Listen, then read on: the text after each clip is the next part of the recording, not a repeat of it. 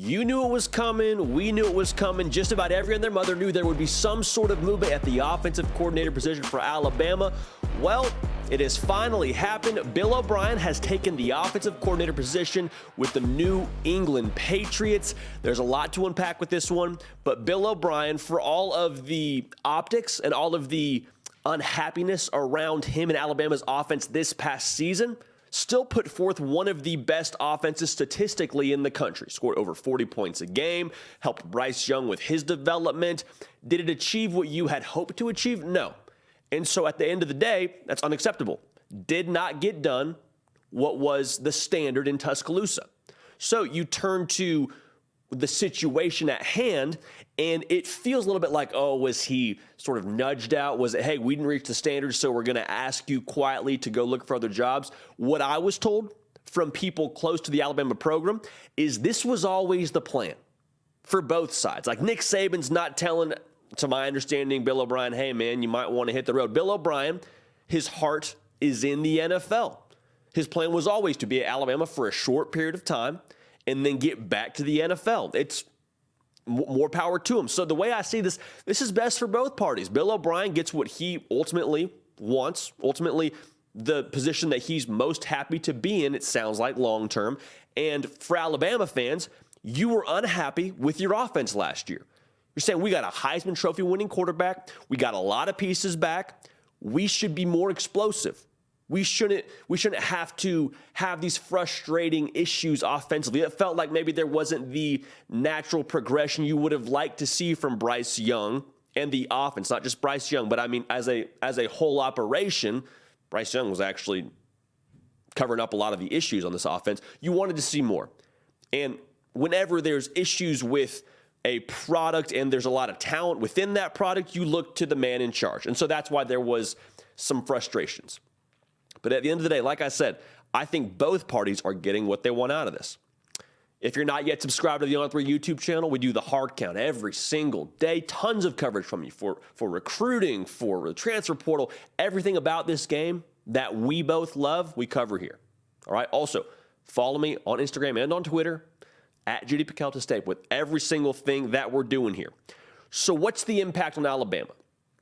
Well, talking to people close to the program yesterday, the thought was already around the offensive coordinator position that Bill O'Brien, again, would be eventually taking another position within the National Football League.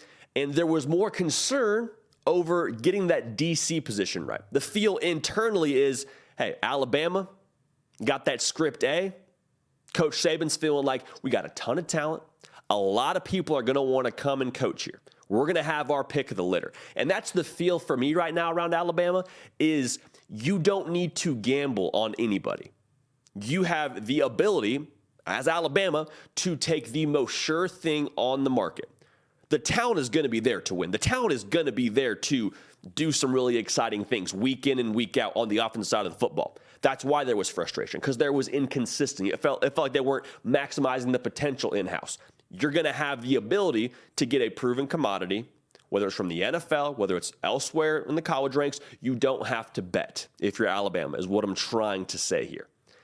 And so moving forward, the impact, I think, on your roster, and we said this in our video yesterday, actually, in terms of that quarterback race, it was already wide open. It felt a lot like it was Jalen Milroe and Ty Simpson. Jalen Milroe been in the system a year longer than Ty Simpson. Now, I think that playing field from top to bottom is extremely leveled across the depth chart. Now, a guy like Eli Holstein, who's more physically developed than the average freshman, what Charles Power, director of scouting and rankings for On3, has to say about him. The playing field is leveled for him, too. If the physical ability of Eli Holstein isn't going to hold him back when he gets on campus, the playbook would have been the advantage for the other quarterbacks. Now Eli Holstein can step in there, and he's going to have the same exact opportunity as the other quarterbacks to learn the system at the same rate. So in terms of your quarterback race, I think it becomes even more wide open than it already was. And that's saying something. So for Alabama, the sights will now turn to who are they going to try and get. We're going to talk about that today on our live show, 1 Central, 2 Eastern. Make sure you're locked in. Going to have an hour-long content piece for you, rather, as we do every single Tuesday and Thursday. So make sure you're subscribed so you don't miss when that's going on. But Bill O'Brien is taking his talents to New England Going to be the OC of the Patriots. This is a win for Bill O'Brien. This is a win for Alabama fans. The party rolls on in Tuscaloosa. We appreciate you locking in with us. Again, we're live in a few short hours, 1 Central, 2 Eastern, today on this same channel. Come back, hang out with us. Nick, Break, Lifting Heavy. This is y'all's show. We appreciate you. We love y'all. We're going to keep the party rolling. We'll see y'all next time. Hey, y'all. Thanks so much for watching. Subscribe to the channel here to make sure you don't miss an episode of The Hard Count. Also, be sure to check out other videos on the On3 YouTube channel.